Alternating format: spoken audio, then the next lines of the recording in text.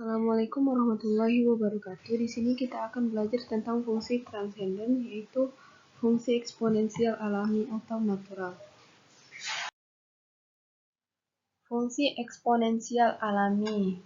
Fungsi eksponensial alami ini adalah inverse dari ln, di mana dinotasikan sebagai exp.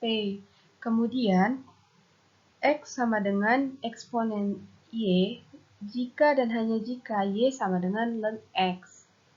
Perhatikan grafiknya. Pada garis y sama dengan ln x yang dicerminkan terhadap garis y sama dengan x, maka didapatkan y sama dengan eksponen x. Perhatikan bahwa inverse ln itu sama dengan eksponen. Bilangan basis fungsi ini dituliskan E. E itu sama dengan eksponen 1, sehingga ln E itu sama dengan 1. Nilai E itu sama dengan perkiraannya itu 2,71. Selanjutnya, integral 1 sampai E, 1 per T dt sama dengan 1. Dari definisi ini, kita mendapatkan bahwa eksponen dan x itu sama dengan x. Bila x itu lebih besar dari 0, berarti x itu positif. Kemudian, untuk ln eksponen x itu sama dengan x. Perlu diingat bahwa E adalah bilangan transenden, yaitu tidak ada polinom, sehingga PE sama dengan 0. Kita dapat mengkonfirmasi saat ini untuk bilangan rasional, yaitu x sama dengan eksponen x, adalah sebuah fungsi eksponensial. E pangkat R sama dengan eksponen ln E pangkat R. Ln E pangkat R menurut sifatnya itu sama dengan R dikali ln E, sehingga E pangkat R itu sama dengan eksponen dari R. Kenapa eksponen dari R? Karena ln E itu sama dengan 1, sehingga R dikali 1 itu tetap R. Untuk E pangkat X itu sama dengan eksponen X. Jadi, untuk selanjutnya, yang pertama, E pangkat ln X sama dengan X. Untuk X lebih besar dari 0. Yang kedua itu, ln E pangkat X sama dengan X untuk tiap dari X. Turunan dari eksponen X. Misalkan Y sama dengan EX. Karena ln X dan eksponen X itu saling inverse, maka X sama dengan ln Y. Jika kita diferensialkan kedua sisi ini, maka turunan dari X itu adalah 1 dan turunan dari ln Y itu adalah 1 per Y. Sehingga dxy sama dengan Y. Untuk teoremanya sendiri, d per dx EX sama dengan EX. Sebagai akibatnya, integral dari EX dx sama dengan EX ditambah C.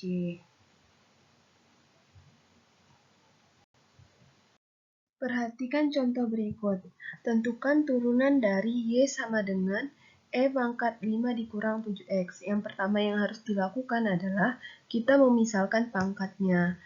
U sama dengan 5 dikurang 7X. Turunan dari U itu sama dengan minus 7. Maka dengan aturan rantai kita peroleh bahwa turunan dari Y itu sama dengan E pangkat U dikali turunan dari U. Sehingga menghasilkan E pangkat 5 dikurang 7X dikali minus 7 sama dengan minus 7 E pangkat 5 dikurang 7X. Perhatikan untuk soal yang kedua, tentukan turunan dari Y sama dengan E pangkat X ln X. Kita memisalkan juga X ln X itu sebagai U, sehingga turunan dari X ln X itu sama dengan ln X ditambah 1. Maka, turunan dari Y sama dengan E pangkat X ln X dikali ln X ditambah 1. Perhatikan contoh selanjutnya. Yang A, hitunglah integral dari E pangkat 4x dx. Yang pertama itu kita harus memisalkan pangkatnya. U sama dengan 4x, sehingga turunan dari U itu adalah 4dx.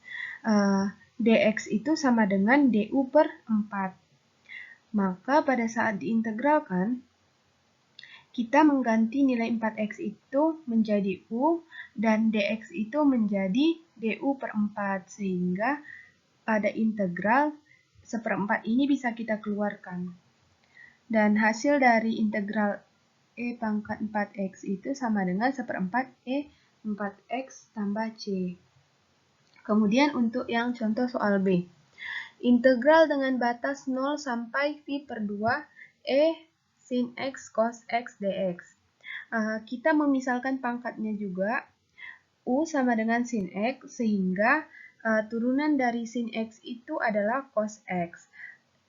Cos x dx. Dx itu sama dengan du per cos. Maka integral dari E sin x cos x dx itu sama dengan EU kali du, karena cos x itu udah habis dibagikan sama sepercos dari dx. Dx itu kan tadi sama dengan sepercos kali du. Sehingga menghasilkan E pangkat sin x tambah C. Kemudian masukkan batasnya seperti pada teorema dasar kalkulus, sehingga diperoleh nilainya, hasilnya adalah E dikurang 1.